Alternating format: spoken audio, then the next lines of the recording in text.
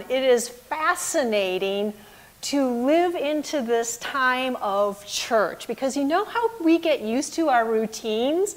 And once upon a time, and hopefully in the near future, as we reopen church, we would begin worship with a prelude. And so since we have been coming in and we've been shifting the music a little bit for a variety of needs, I don't need to let you know what goes on behind the scenes, but I would come up here and just start talking loud as you were all talking in the sanctuary to catch your attention and to step us into the sacred space. And today I noticed that as I walked up here, I must have been a visual cue for you now, and it quieted down. So it's nice to see how we are learning all this new stuff together. And of course, if good news breaks forth, we're good, and I know how to get your attention. So welcome to worship today. This is Memorial United Church of Christ, and I'm Pastor Chris Gorton, and all of you who are here today in our sanctuary, including the cow woman and the bee and the Rosie the Riveter and the Milwaukee Brewer, says the Cub fan. And the delightful, your hat, it's delightful. It is an adorable little witch hat. I love all these costumes. And if you haven't seen the Melky and Gelke family here, you got to check out their costumes. And the other story I want to share with you, those of you who are at home with us on YouTube and Zoom today, is that Rebecca came in today as Rosie the Riveter. And I don't see her. I think her and, Rosie, come show us. Come show us if you can. All the way over here. Camera. On camera. So, Rosie the Riveter came in today. There we go. However, then Frances came in as Rosie the Riveter too, and they did not plan this. So if you're in church today, check it out. And oh, you guys, sometimes we just have to follow the Spirit. And can I ask you two to be our procession today and to come up front as I do announcements for just a moment? Sorry, folks, but as the Spirit moves and people come in, this is just too adorable. And if I could ask you to turn around, the camera is up here, so our friends on YouTube and Zoom. Thank you very much for following the Spirit. And if you happen to be at home and you have a costume you would like to share with us, feel free to email them to the church or to Rebecca and I, and we would love to see how you are embracing the Spirit this day. And speaking of the Spirit today, this is a fascinating celebration of Halloween for us as church. This journey started back in May as the Green Team met. I won't tell you why that's interesting for today in full. You will hear that Spirit told through the sermon and our stewardship video today. And watch your news as the United Nations also meets in Glasgow, Scotland, and world leaders talk about climate change and global warming. That is the story of stewardship we have in our midst today. Yes, we're doing our own stewardship campaign as Memorial United Church of Christ, but we're not just called to be good stewards of our finances. God calls us to be good stewards to one another, to be good stewards of the earth and all the plants and all the creatures that share this space and this time with us. Stewardship goes beyond money. Stewardship ties into God's presence, God's love, God's grace, and God's hope for heaven here on earth. In that great spirit, let us gather and worship God this day.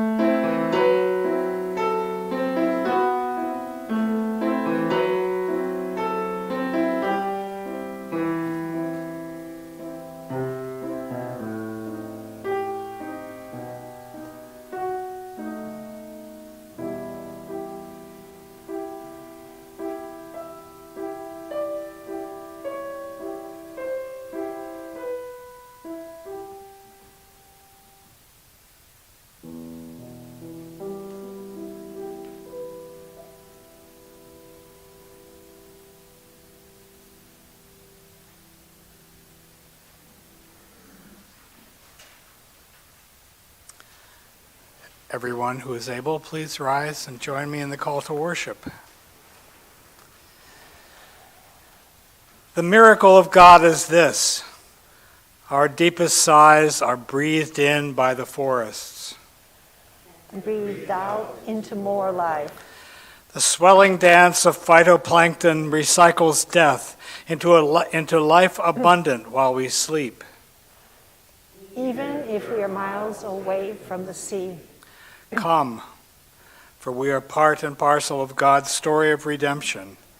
Even now, the leaves compost into soil underfoot. Hallelujah. God makes things new over and over again. Breathe with us, breath of life. We yearn for clean air and open space to inhale your grace. We yearn to protect one another from illness circulating in the air. We learn to liberate each other from systems of oppression that suffocate. Breathe with us, breath of God. Guide us with wisdom and courage. Amen. Please be seated. We're going off the lectionary today for our readings. They're readings that I chose to go along with my reflection today. The second passage, which Christina will read in a few minutes from Luke, is the story of the rich man and Lazarus. And the story pretty well stands on its own, doesn't need a lot of background. The reading from Mark that I'll do in a moment needs a little bit of background to it. And the setting for this is Holy Week.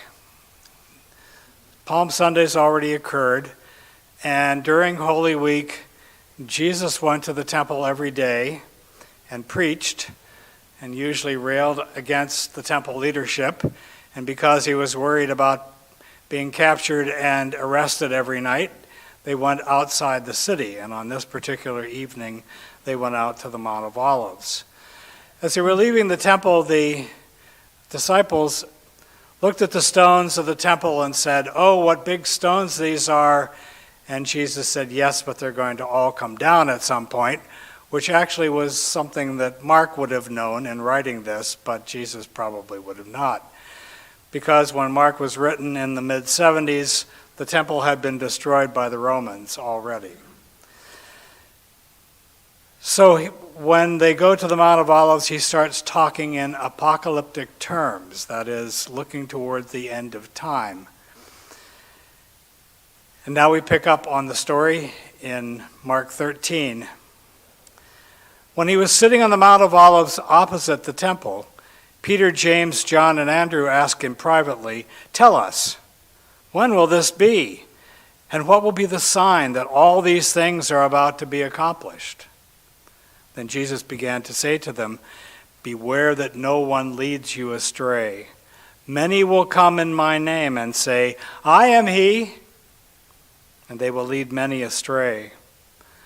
When you hear of wars and rumors of wars, do not be alarmed. This must take place, but the end is still to come. For nation will rise against nation and kingdom against kingdom. There will be earthquakes in various places. There will be famines. This is but the beginning of the birth pangs. But in those days, after that suffering, the sun will be darkened, and the moon will not give its light, and the stars will be falling from heaven, and the powers in the heavens will be shaken. Then they will see the Son of Man coming in clouds with great power and glory. Then he will send out the angels and gather his elect from the four winds and from the ends of the earth to the ends of the heaven." Here ends our reading.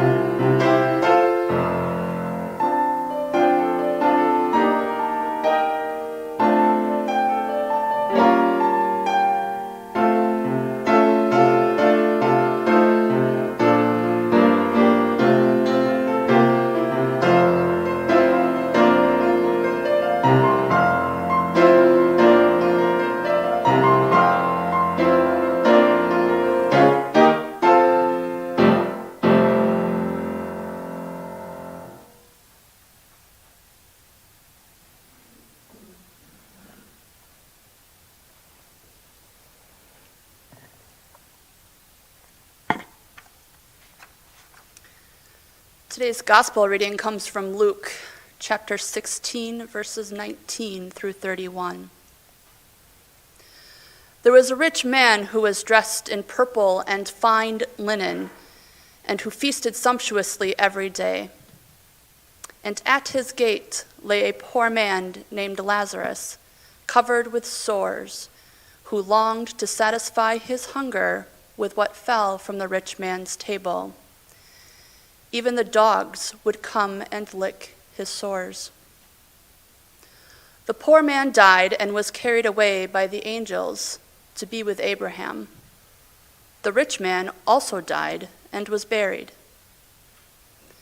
In Hades, where he was being tormented, he looked up and saw Abraham far away with Lazarus by his side. He called out, "Father Abraham, have mercy on me and send Lazarus to dip the tip of his finger in water and cool my tongue, for I am in agony in these flames." But Abraham said, "Child, remember that during your lifetime you received your good things, and Lazarus in a manner evil things. But now he is comforted here, and you are in agony. Besides all this, between you and us is a great chasm, and it has been fixed so that those who might want to pass from here to you cannot do so, and no one can cross from there to us." He said, "Then, Father, I beg you to send him to my father's house, for I have 5 brothers, that he may warn them, so that they will not only also come to this place of torment." Abraham replied, "They have Moses and the prophets. They should listen to them."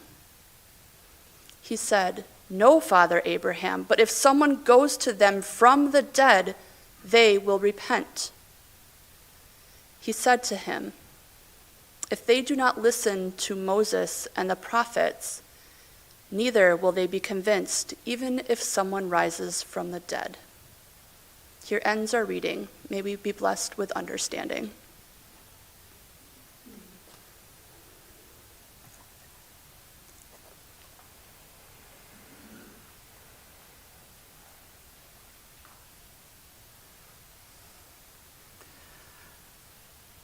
This is a cautionary tale. Fire and Ice by Robert Frost. Some say the world will end in fire, some in ice. From what I've tasted of desire, I hold with those who favor fire. But if I had to perish twice, I think I know enough of hate to know that for destruction, ice is also great and would suffice. Scary stuff for a Halloween. Dying, consumed by passion, or frozen by greed and hate? Death by global warming, I am afraid, would be a mixture of both. Climate change didn't happen overnight. It snuck up on us, sort of like death from old age after a profligate life. It has been fed by our dependence on fossil fuels to produce an ever-growing demand for more and more energy, by the explosion of the world's population, and by our lust for an increasingly higher standard of living and longer lives. We did this without preparing for the consequences, and we expected somebody else to pay for it. This isn't sustainable. Something had to give. And the consequences are staring us in the face, and we're not ready to deal with them.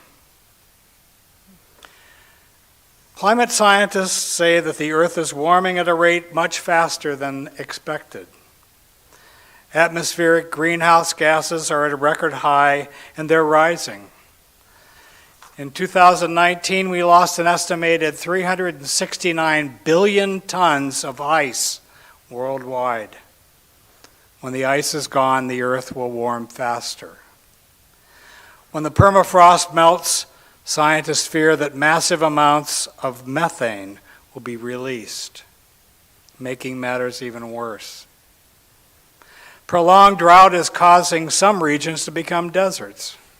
Drier forests are burning. Tropical forests, which have served as one of the primary repositories for removing and storing carbon dioxide, are being cut down and burned at an alarming rate to make way for agricultural land.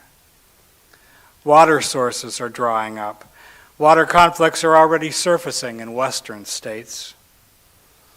Tropical cyclones are more intense and move more slowly, increasing the likelihood of severe damage. Rainstorms often train repeatedly over the same area, leading to the likelihood of catastrophic flooding. As land becomes increasingly uninhabitable, people are starting to migrate. Where will they go? The cost of this hasn't sunk in yet. Hurricane Ida, which struck Louisiana in the Northeast in August, caused an estimated $90 billion in damage. One storm. The summer's unprecedented heat wave in the Pacific Northwest caused over 1,000 deaths. Climate scientists said that this heat wave would not have occurred in the absence of global warming. A recent report in the medical journal Lancet said that global health is declining because of heat and air pollution due to climate change. Last week, the Weather Channel reported that if the planet warms by only 2 degrees C, and we're already at 1.5 degrees, the total cost in damage and economic loss will probably be nearly $30 trillion. If it warms by 3.7 degrees, the cost may be as high as $550 trillion, which is more money than exists right now. This is our apocalypse, and it's happening now. Unfortunately, we don't show any signs of solving this crisis. According to one poll, about 85% of young people believe that we've already failed to deal with climate change. What will come of this week's climate summit in Glasgow?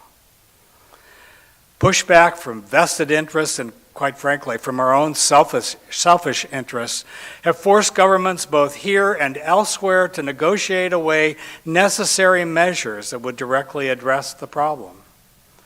In the words of the old comic strip character Pogo, "We has met the enemy, and he is us." We assume science will provide us with answers, but right now they seem a long way off.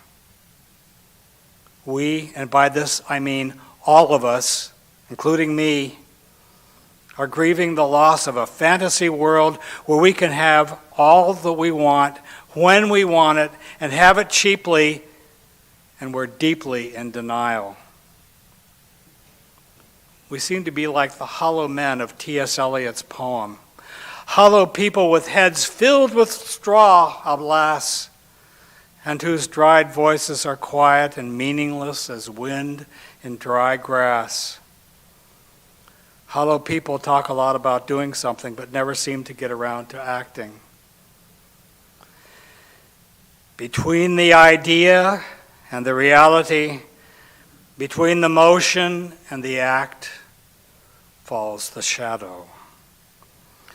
Between the conception and the creation, between the emotion and the response, falls the shadow. The poem ends with this frightening admonition. This is the way the world ends, this is the way the world ends, this is the way the world ends, not with a bang, but a whimper. This is the way the world ends, and it's our own fault because we diddled around until it was too late. We'd like to do something, but only if it doesn't disturb our comfort level. Because we put this off for so long, the cost of both action and inaction is going to hurt a lot. Will we end up like the rich man in Jesus' story, absorbed in our own affluence, only to realize too late that we should have done things differently? Will we be like the unvaccinated COVID patients who find themselves in ICU beds crying out, "Please tell everybody to get vaccinated, I wish I had"? Look, I know the people of Memorial understand this. Most, probably all of us, are already trying to do something to protect the planet. But frankly, I don't think any of us understand the true cost of what lies ahead. Try to imagine for a moment the economic and psychological dislocation that has to occur just to get to carbon neutrality. And carbon neutrality means only that we stop adding greenhouse gases to the atmosphere, not that we undo the damage that's already been done. Can we do it in 10 years? I seriously doubt it. 20 years? 30 years? In the meantime, the planet will continue to warm. I don't see a viable, large-scale carbon capture technology on the horizon that could cancel out the continued addition of CO2. So we have to start tightening our belts and suck it in. Can we end our growth-based economy that depends on everybody buying stuff and then replacing it a year or so later when the old stuff becomes obsolete? How quickly can we stop using gas and oil-powered transportation or generating dirty electricity or making concrete by a method that accounts for 8%, yes, 8% of all the CO2 that we produce? Are we going to stop building? Can we, in fact, radically reduce our need for energy in general? What are the consequences of that? Can we completely reimagine our food system so that nutritious food is grown sustainably in an environmentally friendly manner at a cost people can afford? And remember, farmers deserve to be paid a fair wage too. Are we willing to cut back our meat and dairy production, which accounts for a hefty chunk of methane emissions? Who will pay to ensure that the middle class and those living in poverty can afford to be part of this process? We have them living mostly on the margins now. What about all those jobs that will become obsolete? And what in the world are we going to do with 9 billion people? How are we going to feed them and house them and find meaningful work for them in such a future? Yes, the cost of this is going to be huge. But think about what will happen if we don't do enough. Between the idea and the reality, between the emotion and the response, things get complicated. People in elected office will lose votes because voters can't see the benefit of temporary pain in order to secure a better future. And we thought COVID was bad. This isn't our problem, just our problem. It's the world's problem. What kind of car I drive or what food I eat is inconsequential compared to the millions of tons of coal that are still burned around the world to power factories and generate electricity. And these practices aren't going to end overnight. At a recent energy conference in Moscow, world energy producers projected that in 2050, 50% of our energy will still come from fossil fuels. A report issued by the United Nations said that despite public statements to the contrary, several large countries plan to double the amount of coal and natural gas they use next year. Those who stand to benefit from inaction feed our denial and deter us from doing what needs to be done. We have met the enemy, and he is us. Even as Europe aggressively attempts to address global warming, Russia tightens current energy supplies.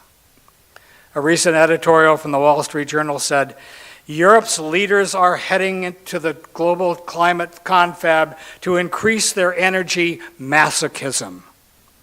And America's President Biden is eager to join them in abandoning energy security. Putin is amazed at his strategic luck. This is more than any of us can do individually, and we know it. But if we give up, there's no hope. We need to keep on doing and, in fact, increase practices that make our planet a better place to live. At the very least, we must rail against the greedy and selfish behavior that ensures failure. Because if we do nothing, future generations will not have a habitable planet. Winston Churchill once said, "It is not enough that we do our best. Sometimes we have to do what's required." What's required first is that we acknowledge our grief and begin to deal with it constructively. The world we thought we lived in no longer exists. There is no returning to normal. Normal means comfortable. Normal means continuing to do exactly what we've been doing. And that's what got us to where we are today. And unfortunately, we can't grieve at leisure because we're rapidly running out of time. This is the apocalypse, and it's happening now.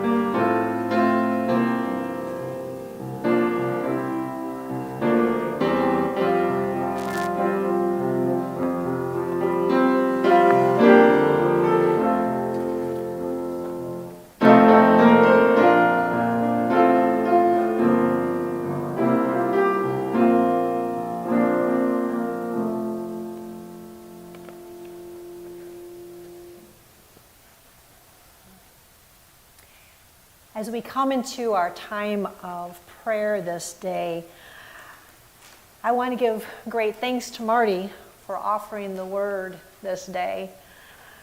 As we come and gather each week, we, one, comfort each other, but we also challenge one another to arise to God's vision in the world. So I thank you for the word you have shared this day.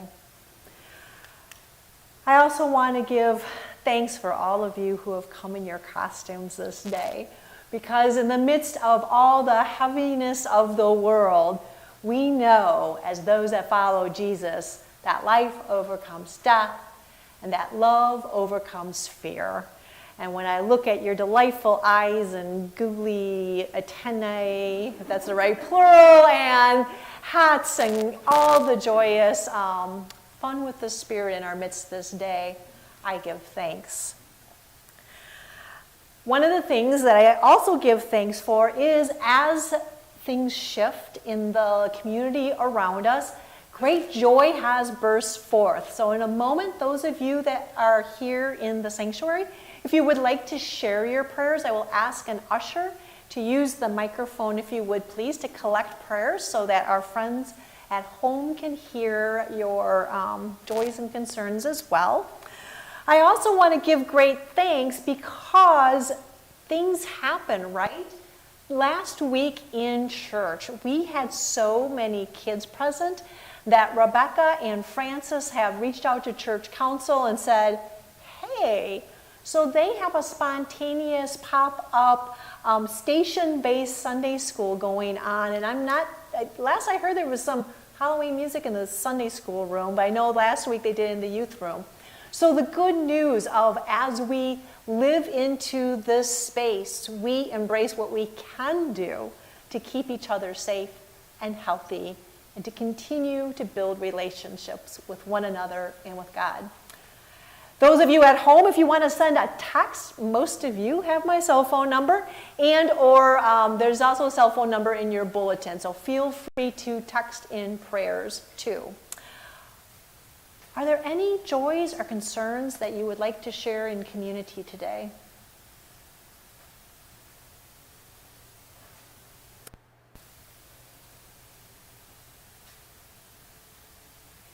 I'm going to take a peek here. I did want to share with you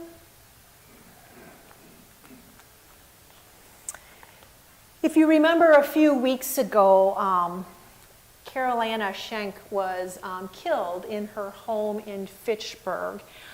She was a student at Forest Edge Elementary School, at which some of our members are teachers and some of our kids attend as well. People from the membership committee reached out to our members and youth. The outreach committee reached out to the school. And we as a church did contribute some gift certificates for the family because they could not live in their home for a while. And they were staying in a hotel that did not have a stove or a microwave. So I have an email. I guess I get a lot of emails. This is from Tom and Carol Pedretti in Mount Horeb, who sent a card on behalf of the family to Memorial. It says, "Thank you so much for all the gift cards you donated so graciously to our family in the memory of Carolina. It was very kind and thoughtful of your parish." So, thank you for being church in hard times.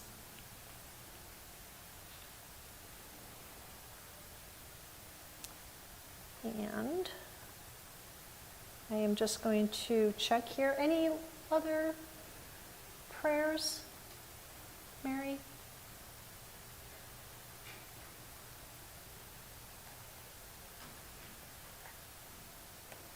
Continued prayers for my brother David and his wife Monica.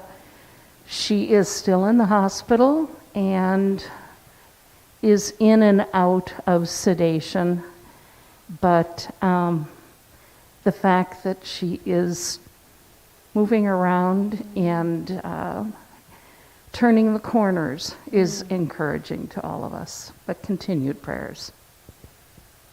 So we have been holding Mary's brother David and his wife Monica in our prayers, and we will continue to do so as she heals. Thank you. And Jan? Prayers for the family of a very good friend of mine who passed away this past Monday at my age. And I know her family is just devastated. And then also, and you know this, I can't help but say it, prayers for all people, but I'm going to specify Afghans right now because you know we are working with them. You saw my post probably in ever-widening circles about our trip there. I read the article in the paper today gives us more information about the people who just simply can't find coats. And here's what's happening, it sounds like, is that they just have minutes to go through barrels of clothing, and they don't know if the sizes fit because they don't have a chance to try them on. But I do know from being up there that the people who we saw were relatively small people. I mean, the men are I don't know, they're small, they're not, what would you say, Jim? It's just good. Mm-hmm. Yeah, size people. Mm-hmm. You usually have a lot more words than that. Anyway, I said, originally we don't need more coats, but we're happy to take coats up there. It sounds like they still have several thousand people without coats, and I think we'll be making one more trip up in the next week and a half. So if you have anything, we did bring I'm talking a lot. We did bring a box for boots, for winter boots of all sizes, adults and kids, and it's in the car right now, but we'll bring it in after church and put it in the church. Thank you. Thank you, Jan and Jim, and Open Doors for Refugees. Jan referenced Memorial does have a closed Facebook page, which we use during the week to post different notices if there are any pop-up ministries or prayers that we would like to share. And sometimes just some fun things as well. Open Doors from Refugees had a picture and a short article about Jan and Jim and the fabric that's been collected already that they have taken up to Fort McCoy. So in the meantime, check your e-news. There is a list of items that you can donate: winter coats, boots, and mittens, and we will have collection boxes here if you would like to donate to that. And one of the delightful things of tech and doing tech prayers is that I get gentle taps on my wrist when I get a text. So I will share with you. I have prayers for a friend, and sorry. Oh, Barb, thank you. Sorry, have to check with the text. So Barb Lewis sends in a prayer for a family friend, Janie, who was recently diagnosed with pancreatic cancer. So for Janie, as she starts on that cancer journey, we lift prayers. And Jan and Jim Veloff share their 32nd wedding anniversary will be on Thursday. So I know that if Jim and Jan were here, they would want you to know that they were one of the first couples married in this church, in this building. So we mark that story in your physical absence to our space as well. So continue sending in texts and emails and letting us know how we can share prayers this day. And I see, Michael, a prayer. Yes, sir. Prayer for all those leaders attending the Glasgow conference, that they be blessed with wisdom and courage to take necessary steps. Yes, indeed. I encourage you all just to keep an eye on the news and see what stories come out of there, and listen to how it weaves into our scripture and to the word that Marty shared this day as we move forward together as a global community, whatever that is going to look like for us. With that, I ask you to get comfortable in your chairs, take a deep breath, and let us continue our prayers of the people.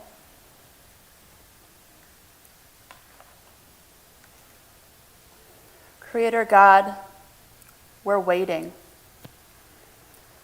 When we ask for what we think we need, O God, give us your wisdom to understand that we have all that we need. We all bring our gifts to the table, and we can meet each other's needs. In a world where there are things that do not last forever, remind us that you are with us. You are near. Help us to understand, O God, that at the heart of apocalyptic literature, there is hope and encouragement, that there can be beauty. When we are overwhelmed by destruction, suffering, fear, and gloom, help us to be alive and thrive in that hope and encouragement. Push us to care for your creation in ways that stretch us to be better over the tensions of hopelessness. Guide us as we imagined and explore what is possible for our church, the community, and our extended neighbors in this world. Hear these prayers, O God, and the ones we hold in our hearts. We lift our collective voice to you as we pray the words Jesus taught us.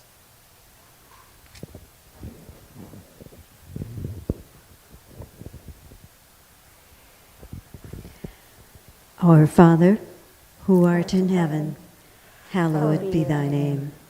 Thy kingdom come, thy will be done, on earth as it is in heaven. Give us this day our daily bread, and forgive us our debts, as we forgive our debtors. And lead us not into temptation, but deliver us from evil. For thine is the kingdom, and the power, and the glory forever. Amen.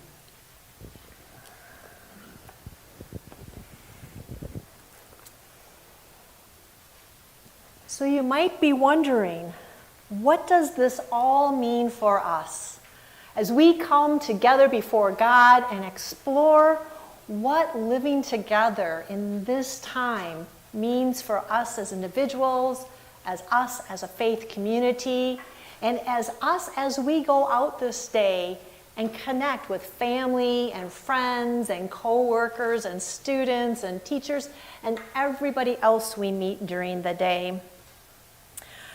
Rooted in love together, we explore the possibilities.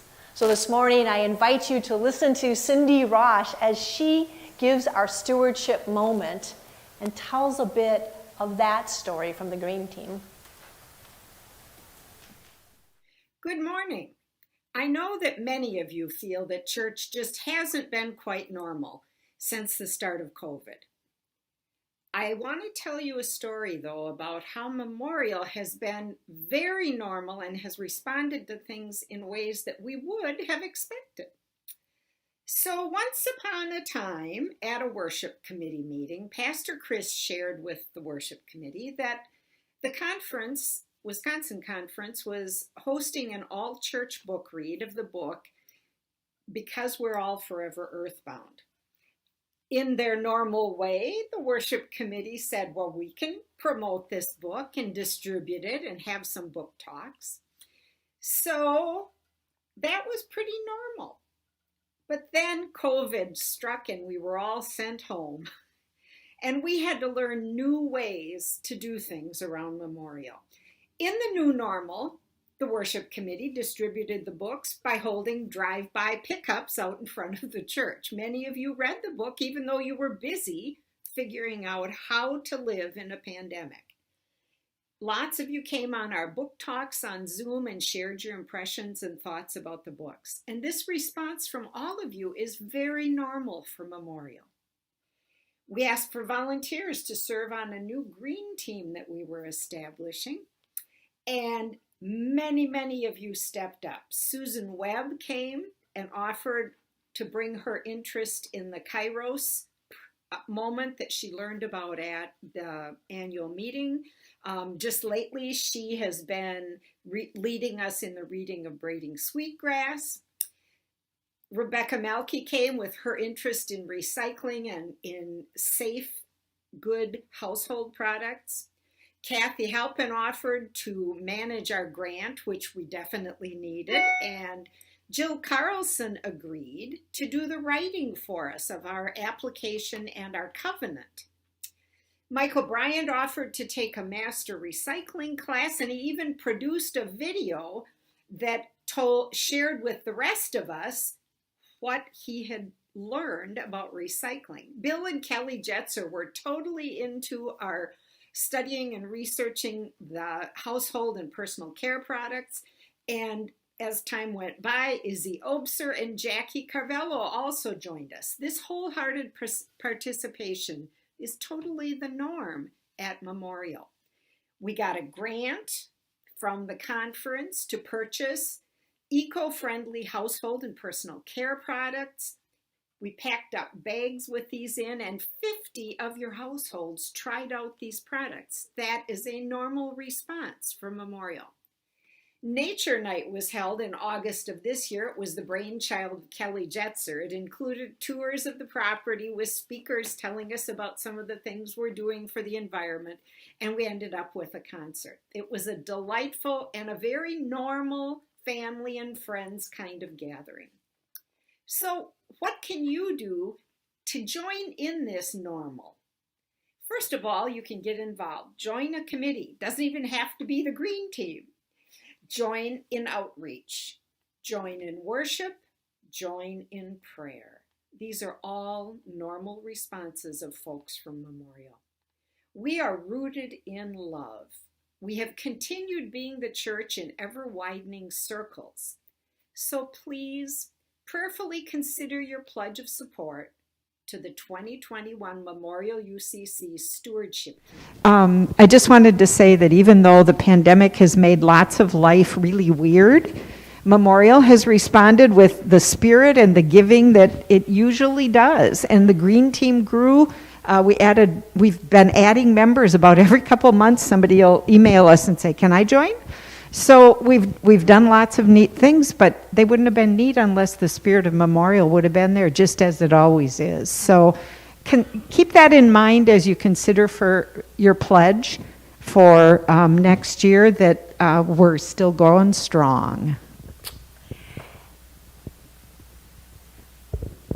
Thank you. And thank you, everybody, for patience as hashtag tech happens. I will also share with the Green Team, we had one of our high school youth reach out and say, oh, I'd like to be part, and this young person has been. And two, one of the unique things I think that this church has done was the church council was listening to the Green Team start. The Green Team could have gone under different committees as it grew, because the worship just thought this was going to be a worship project over the summer, right, in 2020, and it's going. So where does this ministry live? It could have lived under buildings and grounds, would have been one option. It could have been faith development, that would have been an option, but they placed it under stewardship. So our Green Team is part of our stewardship year-round. So as you hear those stories, just know that we have made this commitment, and this commitment is woven into our congregation's DNA. Our song for going out tonight or today is probably a familiar one, "This Little Light of Mine." And as the Spirit continues to have some fun in our midst this day, I believe in the bulletin, if you are looking at it, there are 2 verses. I believe the choir had some fun and did 3 verses. So I'm guessing you can pick this up very well. We are not yet singing in person. Keep your prayers going that we can do that in the near future. But in the meantime, sing it in your heart and hold your light bright. Oh. Maybe. Maybe we'll give it a shot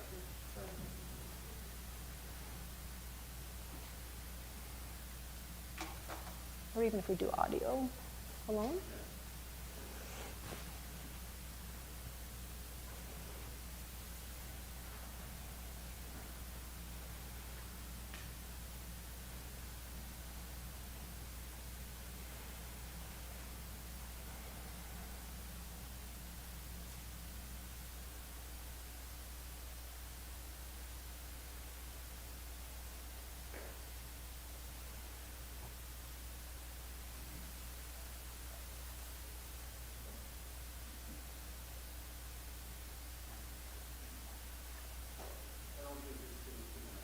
Can we do audio?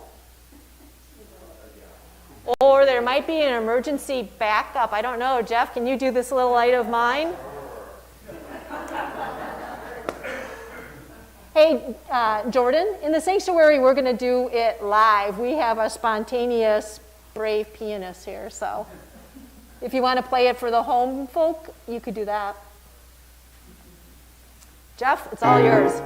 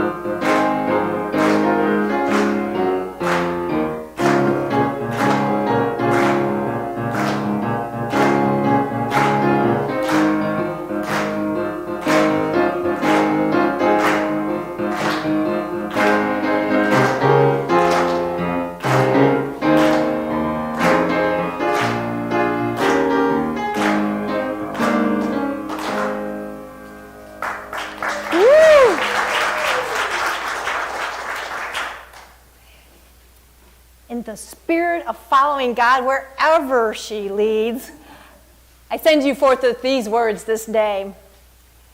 Go forth today, people of God, refuting the lie of scarcity. May it be written on your heart, another world is possible. Go forth living in defiance of the lie that systems are too big to change. Go forth in creative and dogged hope. For beloveds, another world is possible